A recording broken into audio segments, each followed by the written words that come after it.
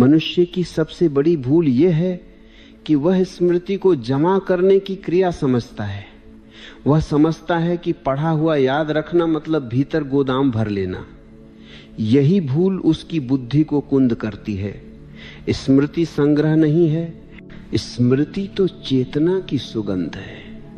जब तुम पढ़ते हो और भीतर जागे हुए होते हो तो याद अपने आप घटती है, लेकिन जब तुम पढ़ते हो और भीतर सोए होते हो तो चाहे कितनी ही बार दोहराओ, स्मृति नहीं बनती। इसलिए पहला सूत्र यह है कि पढ़ना नहीं बदलना है, पढ़ते समय होना बदलना है। तुम पुस्तक खोलते हो, शब्दों से टकराते हो, लेकिन भीतर हजार आवाजें चल रही होती हैं। शरीर कुर्सी पर है, मन बाजार में है। ऐसी अवस्था में जो पढ़ा जाता है वह केवल आंखों से गुजरता है, हृदय तक नहीं पहुंचता। और जो हृदय तक नहीं पहुंचा वह कभी स्मृति नहीं बन सकता। स्मृति हृदय की घटना है, मस्तिष्क की नहीं। मस्तिष्क तो केवल एक यंत्र है, रिकॉर्डिंग मशीन है। चेतना हृदय में उतरती है। इसीलिए पहला प्रयोग है साक्षी का। पढ़ने से पहले कुछ क्षण आंखें बंद करो, श्वास को देखो, भीतर उठती गिरती तरंगों को देखो। किसी से लड़ो मत, किसी को दबाओ मत, केवल देखो जैसे आकाश बादलों को देखता है। जब यह देखने की अवस्था बनती है तब पढ़ना आरंभ करो। तब शब्द शब्द नहीं रहते, अनुभव बनने लगते हैं, और अनुभव कभी भूलता नहीं। लोग कहते हैं हमारी याददाश्त कमजोर है। यह असत्य है। किसी की स्मृति कमजोर नहीं होती।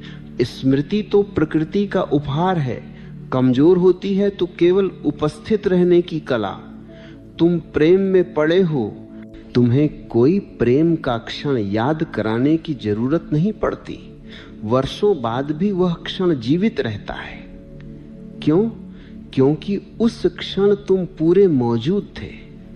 वही उपस्थिति पढ़ने में चाहिए। बुद्धि को तेज करने का अर्थ अधिक जानकारी इकट्ठी करना नहीं है।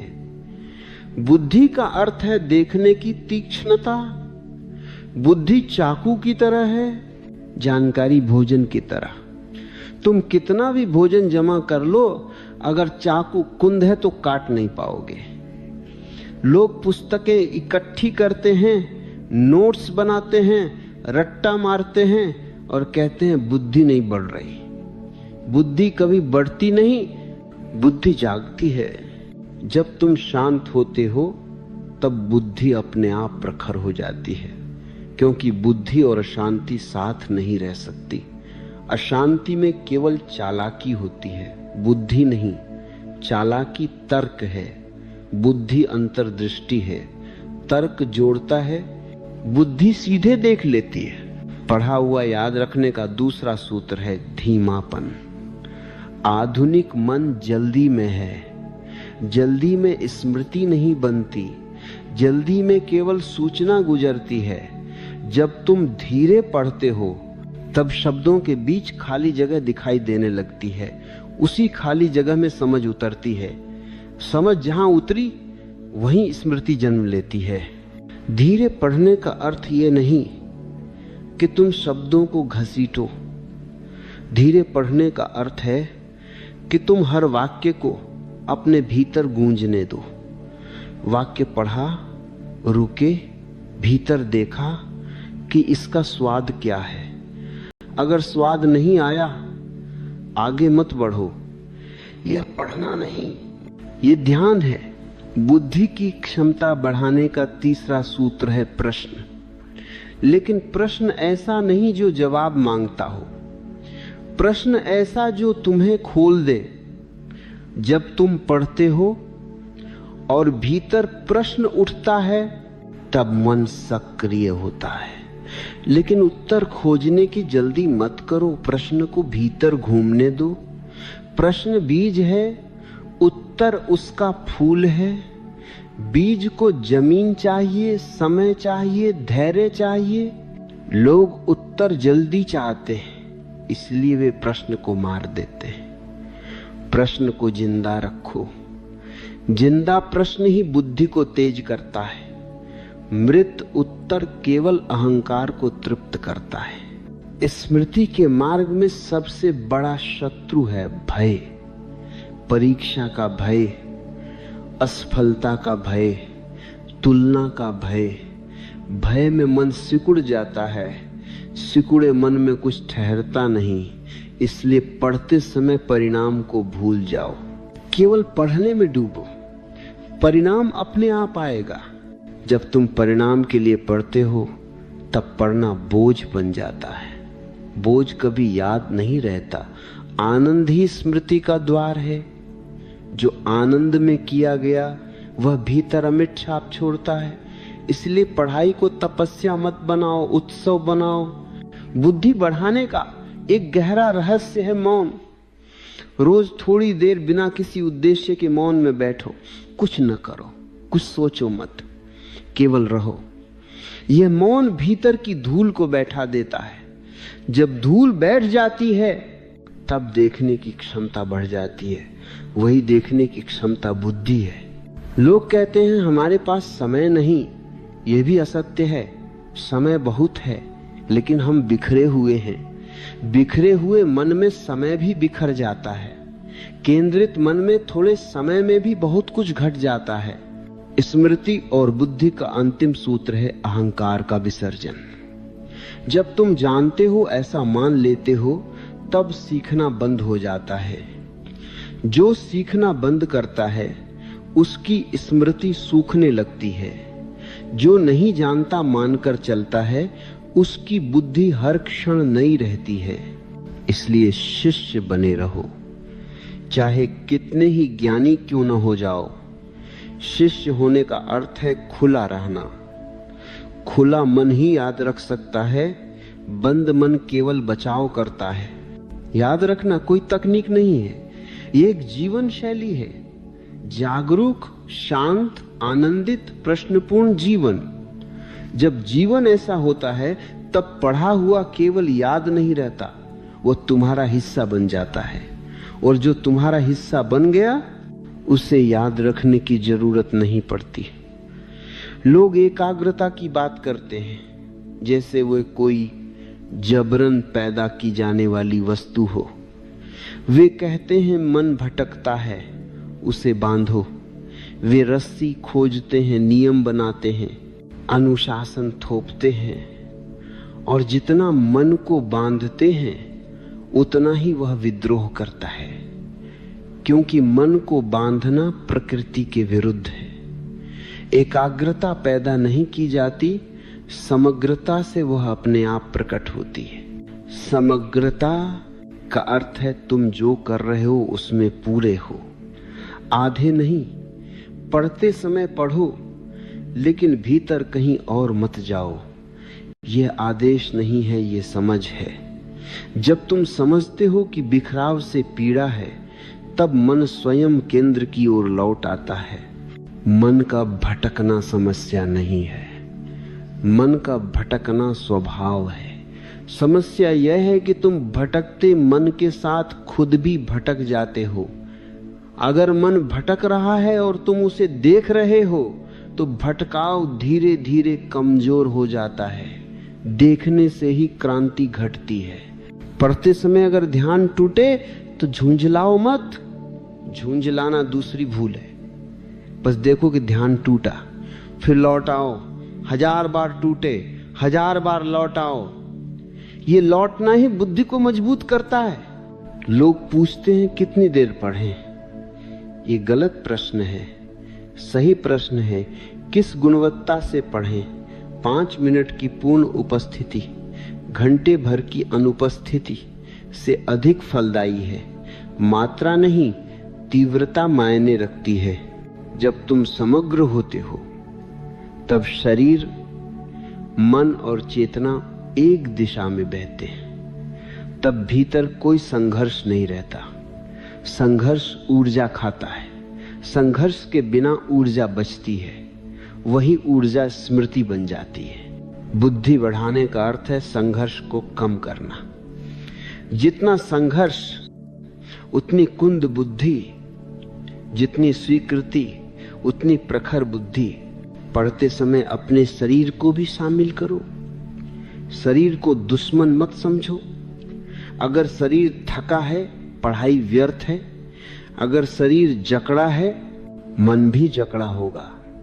इसलिए पढ़ने से पहले शरीर को थोड़ा ढीला करो, श्वास गहरी लो, रीढ़ सीधी रखो। शरीर का संतुलन मन को संतुलित करता है। लोग पढ़ते समय शरीर को भूल जाते हैं। वे सोचते हैं पढ़ाई केवल दिमाग का काम है। यह भी भूल है। जब शरीर जागा होता है तब मन भी जागता है। शरीर सोया हो तो मन भी ऊंघता है। समग्रता का एक और आयाम है भाव। बिना भाव के पढ़ाई सूखी होती है। सूखी चीज स्मृति नहीं बनती। चाहे विषय कितना ही कठिन क्यों न हो, उसमें भी रस खोजो। अगर रस नहीं दिख रहा तो समस्या विषय में नहीं, देखने के ढंग में है। जब तुम किसी बात से प्रेम करते हो तो उसे याद रखने की जरूरत नहीं पड़ती, प्रेम ही स्मृति बन जाता है। इसलिए पढ़ते समय भीतर प्रेम जगाओ, जिज्ञासा जगाओ। बुद्धि की क्षमता बढ़ाने का एक सूक्ष्म उपाय है सुनना। केवल पढ़ो मत, सुनो भी। शब्दों की ध्वनि सुनो, वाक्य की लय सुनो। जब सुनना जुड़ता है तब मन गहरा होता है। लोग आंखों से पढ़ते हैं लेकिन कान बंद रखते हैं, जबकि मन को पूरी तरह जागृत करने के लिए सभी द्वार खुले होने चाहिए। समग्रता का अंतिम सूत्र है वर्तमान, न बीता हुआ न आने वाला। जो इस क्षण पढ़ा जा रहा है वही सब कुछ है। जब तुम भविष्य की चिंता करते हो कि याद रहेगा या नहीं, तब वर्तमान छूट जाता है, और जो वर्तमान में नहीं उतरा वह भविष्य में कभी याद नहीं आएगा। इसलिए पढ़ते समय भविष्य को दरवाजे के बाहर छोड़ दो। परीक्षा को, परिणाम को, तुलना को केवल इस क्षण के साथ रहो। जो इस क्षण के साथ रहता है उसकी बुद्धि अपने आप धारदार हो जाती है, क्योंकि वर्तमान ही बुद्धि का घर है। अतीत स्मृति है, भविष्य कल्पना है।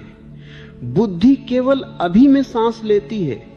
जब तुम समग्र होते हो तब एकाग्रता की जरूरत नहीं पड़ती, वह छाया की तरह पीछे पीछे चलती है। और जहां एकाग्रता सहज है वहां स्मृति बोझ नहीं, आनंद बन जाती है। मनुष्य ने पढ़ने को एक यांत्रिक प्रक्रिया बना लिया है। वह समझता है दोहराओ, फिर और दोहराओ। ये रटंत है। रटंत से परीक्षा पास हो सकती है लेकिन जीवन नहीं। रटंत से स्मृति नहीं बनती, केवल तनाव बनता है। अनुभूति से स्मृति जन्म लेती है। जब तुम किसी बात को महसूस करते हो तब वह हड्डियों में उतर जाती है। जब तुम केवल शब्द याद करते हो तब वे सतह पर तैरते रहते हैं। सतह पर तैरती चीजें पहली ही लहर में बह जाती हैं। इसीलिए पढ़ते समय सवालिया हाँ नहीं होना चाहिए कि कैसे याद करूं, बल्कि यह कि मैं इसे कैसे जीऊं। जो जिया गया वही याद रहता है। मान लो तुम कोई सिद्धांत पढ़ रहे हो, उसे केवल परिभाषा मत समझो। देखो वह तुम्हारे जीवन में कहां घटता है। जैसे ही तुम उसे अपने अनुभव से जोड़ते हो, स्मृति अपने आप गहरी हो जाती है। बुद्धि बढ़ाने का अर्थ है अनुभवों के बीच सेतु बनाना। बुद्धि वह शक्ति है जो बिखरे अनुभवों को अर्थ देती है। रटंत में कोई सेतु नहीं होता। शब्द अलग, जीवन अलग, इसलिए शब्द टिकते नहीं।